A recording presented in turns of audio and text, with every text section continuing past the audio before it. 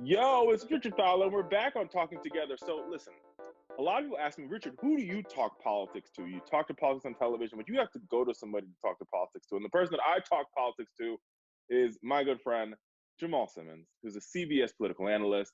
We've been friends for longer than years I could count on my fingers.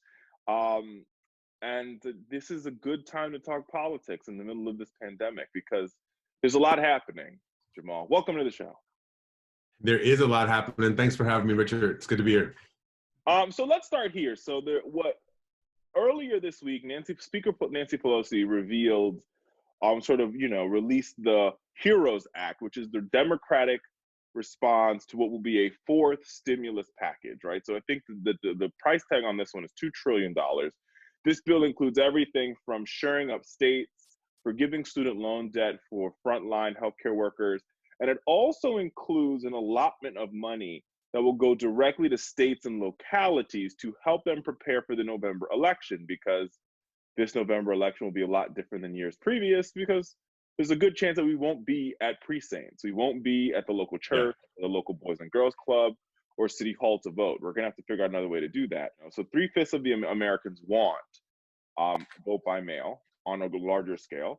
When you split that out by party, 77% of Democrats want vote by mail to 42% of Republicans. Interesting numbers, right? But this is being blocked by the GOP, even though states have already already started to move towards voting by mail, including the state of Ohio, which is controlled by a Republican. But given the situation, Governor DeWine was like, "We're going to vote by mail."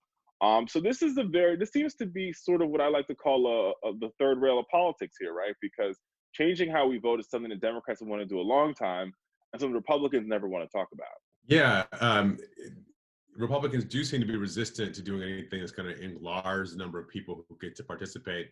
But I host this show on Instagram and Facebook called This Is FYI, and on that show we talked to Ashley Allison from the Leadership Conference on Civil Rights, and her focus was on a couple things. One, it was vote by mail. But the second thing was having more early vote, like making that more standard. So giving people a longer time to come in so you don't have a crush on election day, because most people do want to actually show up at a polling place and cast their ballot. People are suspicious of the mail, they're suspicious of the Secretary of State. And then the third thing is, if you do show up and vote, let's not just have, like, I vote in a rec center here in DC, and it's a fairly decent amount of space, but it's not a huge space. Maybe you take over the entire floor of like an elementary school and you have voting booths in each one of those so people can go in and vote, and you don't end up with this bottleneck, and the lines, which are already too long, the lines end up being even longer, which is discouraging people from participating. So we're going to have to change the whole way we do this, whether it's mail-in ballots, early voting, more accommodations for people on same-day voting. All that stuff's going to have to change. And since you brought that up, let's talk about the California 25th race, right? Which is, my mom called me a couple of days ago, and she's like, "What happened? This is supposed to be our time." My mom is a staunch Democrat. And I'm like, "Mom, listen, it's a special election. They usually have low turnout. Every time that Democrats have won this district, we won this district during a general election, right? We don't win this district, on a random Tuesday in the middle of a pandemic." But Right. What do you say as somebody, you've been in this game for a long time. You've worked on presidentials, you've worked on congressionals, you've worked on statewide. Like, what do you say to those City Democrats council. You name the race on the ballot, Jamal has worked it, right? What do you say to folks out there who, like my mom, who are these Democrats who believe that, this is our moment as a party to move the country forward, and they see this loss in the California 25th, and immediately they begin to scratch their heads and say, "Oh, wow, maybe we won't win this election cycle"? Well, two things. One, good. They should be scared, right? There you go. I'm always for voters being a little nervous, because that means that they'll show up, maybe work a little harder, call 3 more people than they would have otherwise. The other thing is, like you said, it is a special election, which is not the way to think about how these things work. But, there are a lot of people who still like Republicans in the country. And I know a lot of Democrats like to sit around and we watch our programs that we love on the channels that we think are our favorites. And then we think everybody must agree with us. And then we go out into the real world and we find that there's 47% of America who thinks what we're talking about is nuts, right? So I think we always have to keep that in mind. And again, It's actually like, it's almost like, I mean, in this environment, maybe this is a bad way of putting it, but it's almost like if you're getting the flu shot, you get a little bit of the flu, right? Just so you can build up some tolerance for the big fight. And I think we need to be able to have Democrats be nervous enough that they still work and they don't just think, oh my gosh, everybody agrees with me, this Trump thing is crazy. And on the same note, I just want to say this too. We can't be in the position of just trying to prove all of our friends and relatives and colleagues at work who voted for Donald Trump, trying to prove that they're wrong and trying to get them to say, oh, I was wrong, I shouldn't have voted for him. You were right, I should have voted for Hillary. That's not the way to win this election. Don't try to prove your point. Try to get people to agree to a new point. It's not about going back and undoing the 2016 election. It's about how we're going to go forward as a country, and of the people who are on the ballot, which one of them is the best equipped to lead us. Listen, I think a lot of people just want to turn on the news and see national leaders and not have to cover their kids' ears, because right now you have no idea what the president may say every day. And you spend the rest of the day trying to unwind some foolishness that's come out of his mouth. And I think that's the most interesting part to me, which is why I always feel that Joe Biden has an advantage. You're not seeing it in polls. You're not seeing it, you might not be seeing it in the media, but I think that there is an advantage for Democrats in Biden this election. And here's my theory of the case, so much right, where there are a lot of suburban voters who are like, I just want things to return to normal. Right? I want my kids to be able to have the president as a role model. Right. Just the bare basics. I want somebody who can lead, who doesn't yell and curse at people, who doesn't attack journalists. And I think that sheer level of decency, and I think one of the words that came out of the 2018 election was civility. When you talk to voters, what mattered? Civility. And if that carries, and I think that the reason, and I think beyond that, you also have this ideal and this notion that, okay, now we're under a lockdown that could have been prevented because Ebola will go down in history as the pandemic that never happened in America because we had an effective leader who was like, Ebola almost just as virulent as this. Obama was like, we're going to stop Ebola in its tracks. He did. And then the next, 2 days later, we moved on with life. And I think those indicators and those sort of bubbles create a situation where a Biden or somebody who has that steady course and that steady hand in leadership could sort of win over these suburban women, whether they're in South Carolina, whether they're in Virginia, whether they're in Pennsylvania, whether they're in Wisconsin. One of the things about, I don't want to spend too much time trying to dissect women voters, the two of us trying to do it, but I do think one of the things that we've seen with women voters that's different is women voters tend to often be very pragmatic because they are people who have to solve problems like day-to-day problems for families, for businesses, for workers.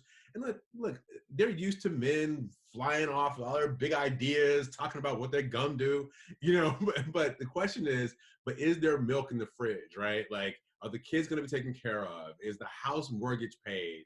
Is they got practical things they have to be worried about. And I think sometimes in politics, you can get out there pretty far on your limb with your big ideas, but if they don't trust you to actually be able to handle the small ball and get the things done that are going to work, then I think those big ideas fly in the face of your being able to win. I'll give you one more thing that's different, and this is a little bit different. I'll take it. In 2008, when I was on CNN, you have to remember, we were in the middle of a writer's strike on television. One of the reasons the Democratic primary and the presidential campaign were so popular was because there wasn't original scripted television on TV. And so what people did was they kind of took that interest in scripted television and they put it into watching the campaigns. And the campaigns were almost like a reality show, right? Like every week you'd have a debate, then you'd have a vote, then somebody would drop out of the race, right? It was almost it's like Survivor. It was like Survivor. Like every week this was happening on TV and people were really in. We don't have a writer's strike, it's something more serious, but people are home and they're looking for content. And that's the reason why you look at Instagram and you can have a DJ with hundreds of thousands of people following him, or like a versus contest between two, stars who haven't had a hit in 20 years, get 600,000 people paying attention to some conversation between the two of them. People are hungry for content. And I think, and even Andrew Cuomo has seen this in his sort of star turn, is people want to see on television somebody who they can trust. Anthony Fauci, Andrew Cuomo. If you're in Ohio, it's DeWine.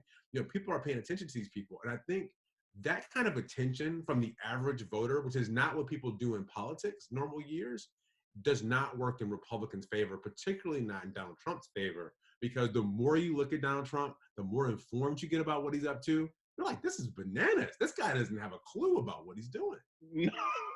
Listen, and it's not only that he doesn't have a clue. It's that the things that he says, it's like those sentences, that's not even grammatical, homie. Like, when I watched his presser, we talked about Obamagate, and he's like, yeah, and I call it Obamagate, where Obama did things to hurt people. Obamagate, you should look into it. And for a moment, I'm like, did he just make a headline? And here we are, everybody's talking about Obamagate, and guess what? Nobody knows what it is, or nobody knows what happened. But this is why being home all day, or like the quarantine, the isolation, whatever you call it, doesn't work in his favor. Because in normal times, Donald Trump would say like, Obamagate, look into it, and people sort of laugh about it, and then they gotta go back to work in the morning. Now they're like, Obamagate, what's that? Google. They look it up, and there's nothing there. No results. We'd like to refine your search. Which is why I think this doesn't work for him, because he's used to being in an environment where he can keep. What Donald Trump is really good at is dominating the news cycle for an hour at a time, maybe 6 hours at a time, right? And whenever things start to sort of slide away from him, he throws another grenade in, and then everybody gets focused on that. I think in this environment where people have way more time on their hands, they have time to like process what he's saying and then pay attention to it in a way where normal times it would just be like background noise. Now they're like, oh yeah, what is that? Let me figure out more of this. And I think you see some of these, there were some polls out today that older voters, I think CNN has one, where like older voters by 15 points are moving toward Joe Biden.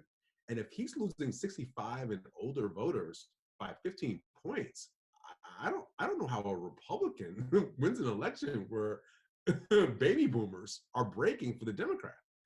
We saw it this week during the Fauci testimony. Lamar Alexander, very prominent Republican, chairman of the Senate Health, Education, Labor, and Pension Committee, say we had a testing problem up front. We had a shortage in testing.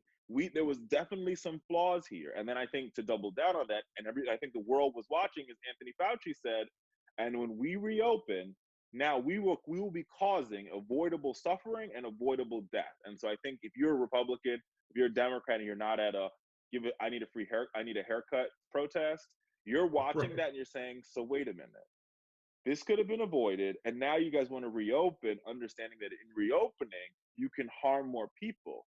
I'm not sure if that's a candidate that I want to vote for, because that seems like somebody that might be a little bit, I don't know, reckless. Yeah, and look at this. I mean, there's new developments, right? Now we've got this disease that's affecting kids who may have been infected, right? So you've got like, and maybe it's a small number of kids right now, but I'll tell you as a parent, the minute you hear that something's happening to kids, you start paying a little closer attention, trying to figure out exactly, well, what is that? And what are the symptoms of that? What happens? And so you talk about trying to send kids on back to school or to summer camp or to do any, like where kids are going to be around each other. You want to make sure that situation's safe. So what's funny is you hear these Republicans, funny like in a ridiculous way, you hear conservatives say, well, we got to get back to it. We can't let the virus, beat us down. We got to find a way to live with it. There is a way to live with it. It's called testing. It's called contact tracing. It's called stomping out the flares when they pop up, because we got everybody mobilized to do it, right? We know how to do this. You just won't spend the money and the time or the effort to do it.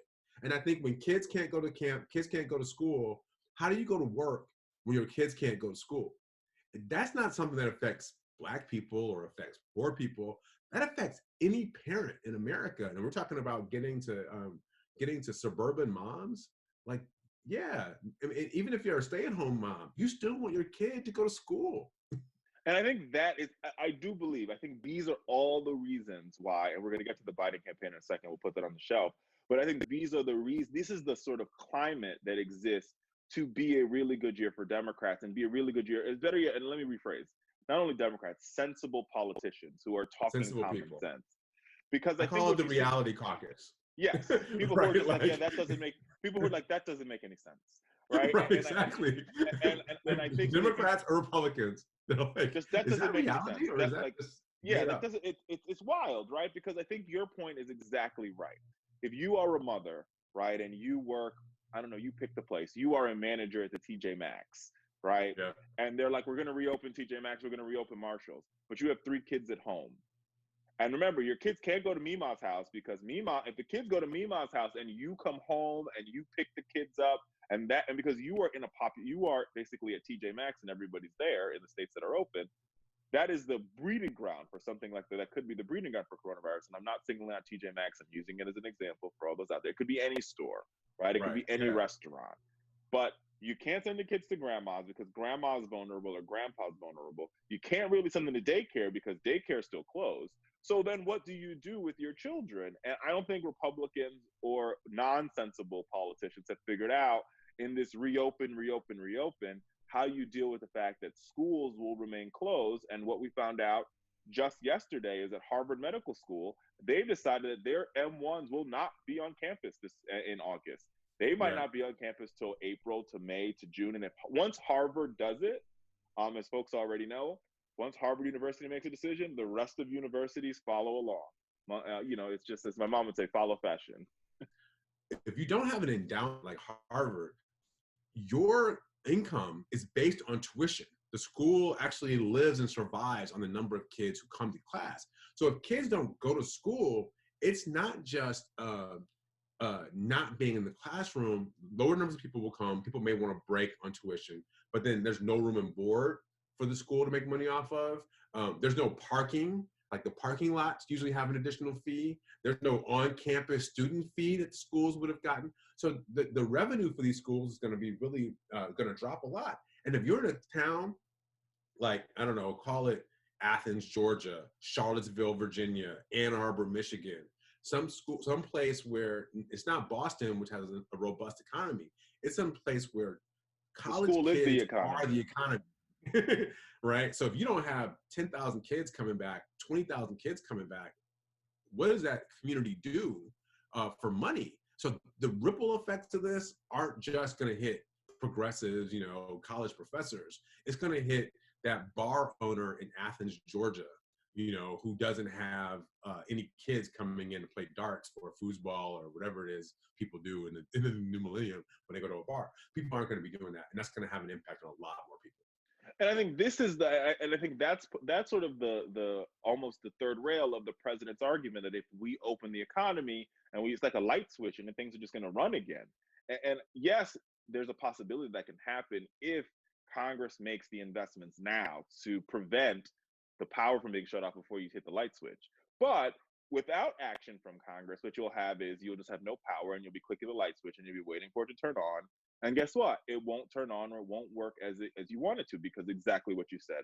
There won't be firefighters. There won't be garbage men, right? There won't be teachers, right? And I think one thing that we've learned during this pandemic, for me, and I think I've already always known this because I do this work for a living, but I think one thing that people have learned is that you actually need government.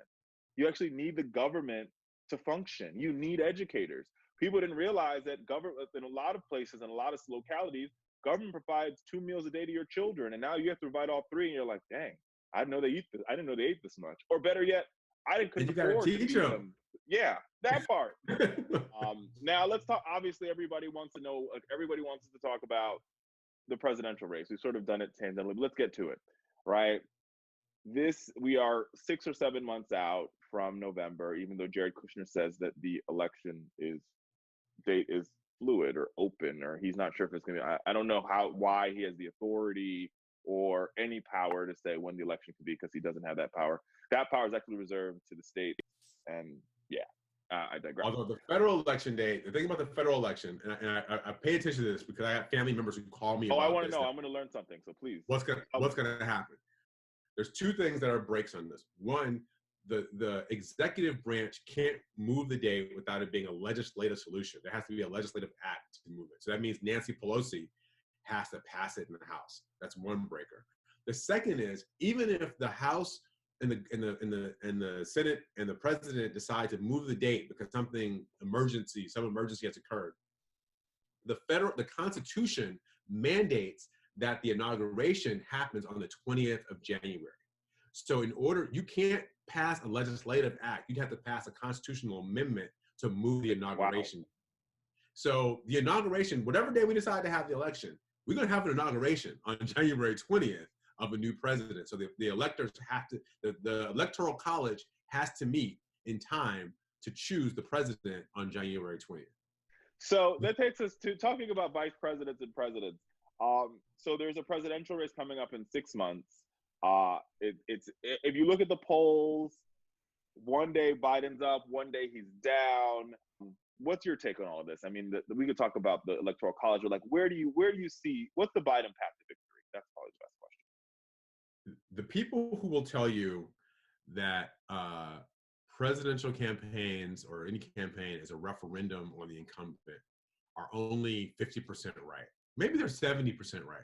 But at some point, it's less of a referendum and it's more of a choice. Because if you told me that, people could reject, I mean, look, Barack Obama's a great example. Barack Obama wasn't above 50% for like most of his term after, going into his reelection. People liked Mitt Romney. They trusted Mitt Romney on the economy. The issue was like Barack Obama.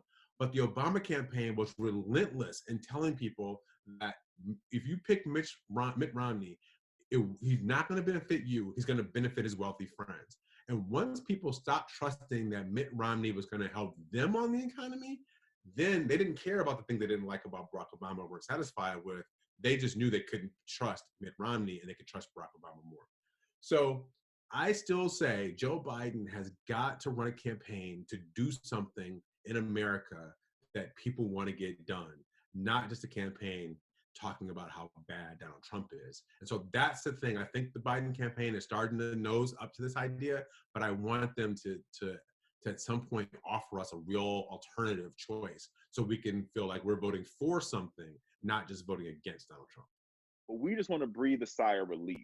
And I think that was the note that was missing from the Biden campaign for so long, because it was so, we're civility, Donald Trump is crazy, and we're starting to see a shift to like, okay, we actually have to talk about what we're going to do.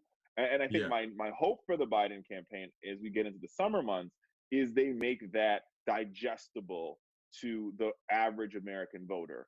Yes, the plan, like I've read the Lift Every Voice, which is their African-American agenda, which I think is great. But I'm like, I read 29 pages because that's what I'm supposed to do.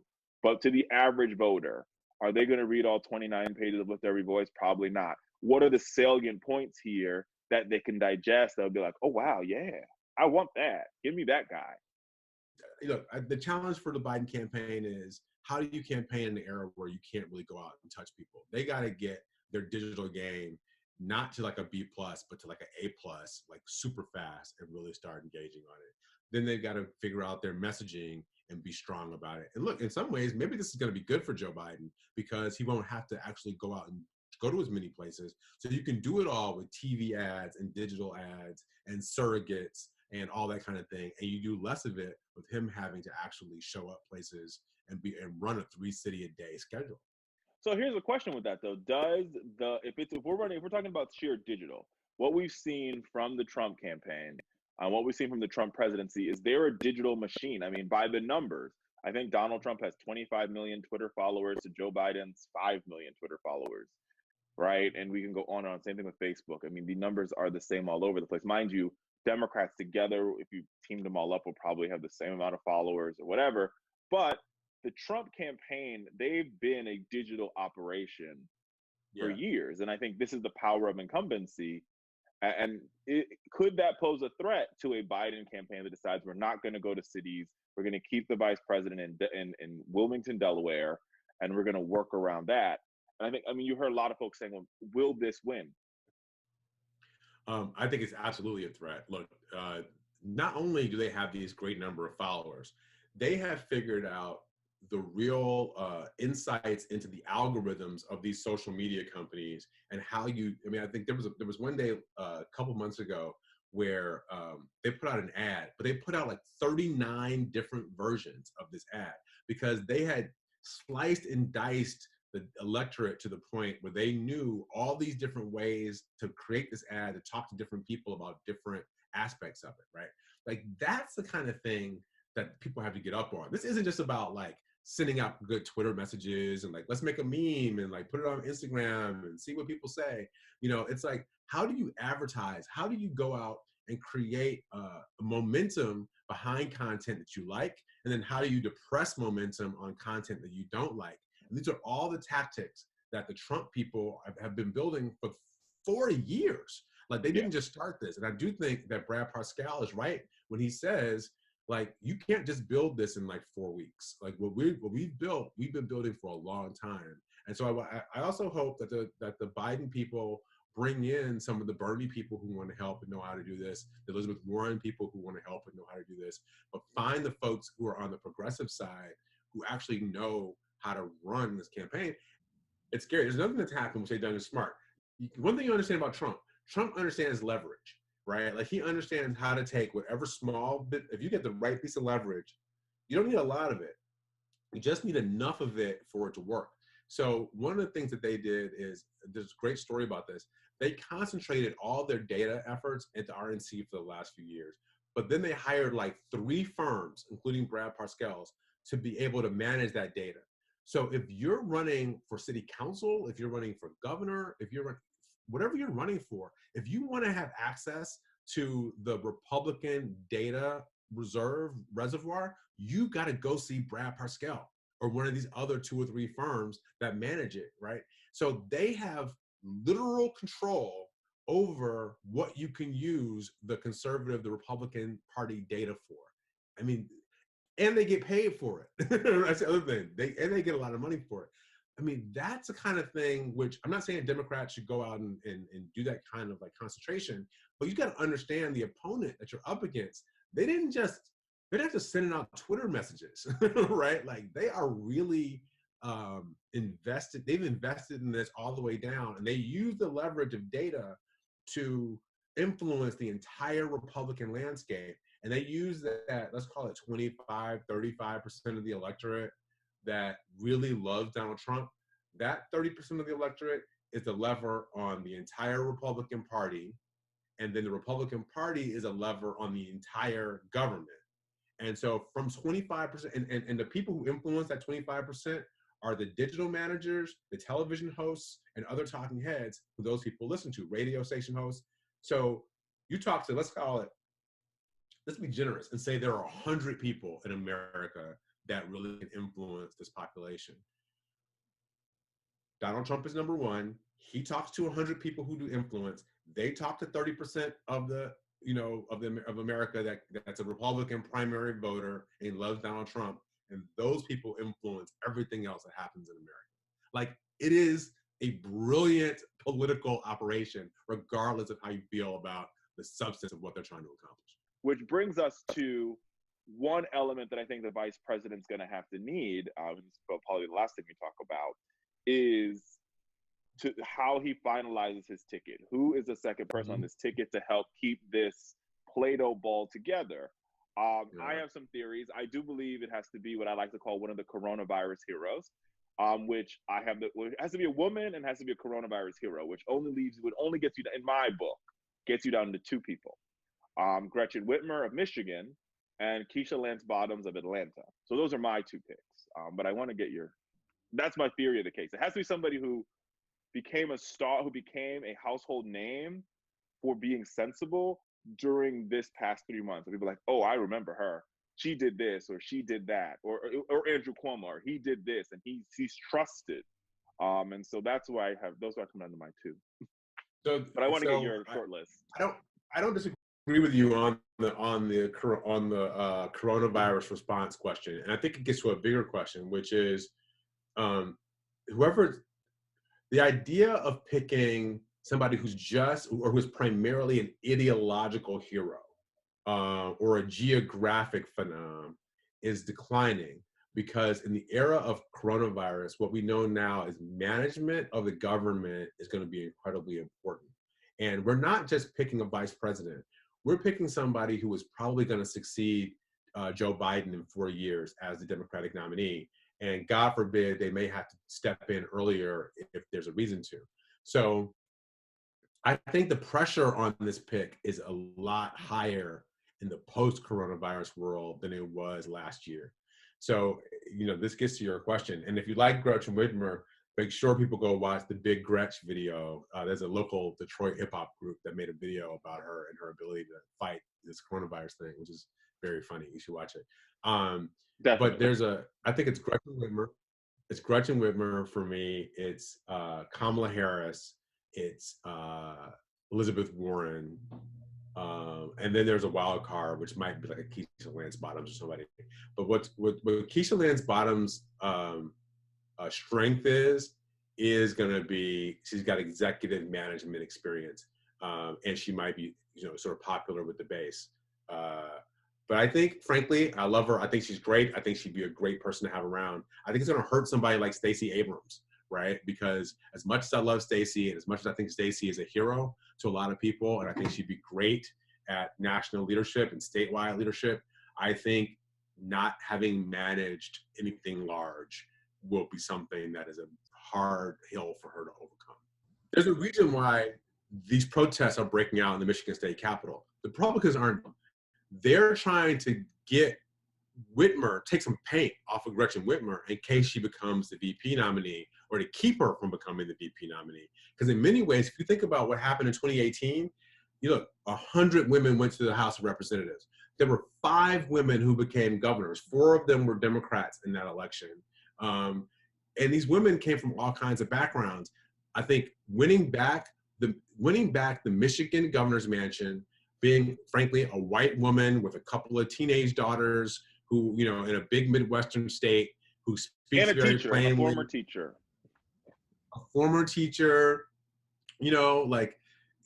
generally, she checks a lot of boxes for a candidate. And I think if you're thinking about it, I think she's the sleeper choice, here is Gretchen Whitmer. What she doesn't have is the international experience, but you know what? Biden has all that. He doesn't need help with all that. Yeah. And I don't know, and she does have the benefit of not having been through the wars. So I'm sure the Bernie people don't have a big case against her, and the conservative third way types don't have a big case against her. So you got this ability for her to kind of be everything to everybody for a little while. No, I don't think they should underestimate it at all, and I think they have to pick. And that's why I think when I say a coronavirus hero, because I think you have to pick somebody that could almost attack the vice president's legacy as the head of this quote unquote task force. And what better person than a Gretchen or a Keisha to be like, listen, seen your task force, heard your task force, worked with your task force. They were all terrible experiences. And I think both of those women can say, listen, been there, done that. Yeah, nah, bruh. Next case, right? Because you can't, and both of them have said, like in Gretchen's case, it was armed men storming her office. In Keisha's case, it was a governor saying one thing, like, we're going to open it up, and Atlanta having one of the larger outbreaks of the coronavirus, which is like, so wait a minute, y'all, like, she was literally, what I thought made her most powerful moment to me, both of these women, Gretchen's too powerful was one moment on Twitter where the president attacked her, and she's like, yes, I'm that woman from Michigan. Second right. was when the armed people came, like when the vigilantes came to her office, she's like, bring it, let's go. And I think for Keisha, it was when she started donating, she's like, I will pay you to stay home. I will give you my personal money to stay home. That's how much I care about your life. And number one. I think number two, it was the many moments that she had where she was like, yeah, the governor, I know he's an idiot, but don't worry, I'll be the governor de facto for the next couple of weeks for the state of Georgia. And so I think both of those women, and if Democrats really want to win Georgia or they want to win Michigan, right, both of these women give you a battleground state where Kamala Harris and Elizabeth Warren don't. Yeah, they should just elect Jamal and Richard for president and vice president. We'll reverse the orders. Monday I'll be president, Tuesday he'll be president. We'll give you whatever. You can just make me ambassador to the Seychelles. I'll be happy. Listen, not before I'm ambassador to Jamaica, man. I'm going back home. Jamal Simmons, old job, former CNN political analyst, current CBS political analyst, and my good friend. Thank you so much for joining us on Talking Together. Thank you, and I hope everybody can also check out This Is FYI on Facebook and Instagram. I watch it. You should watch it too.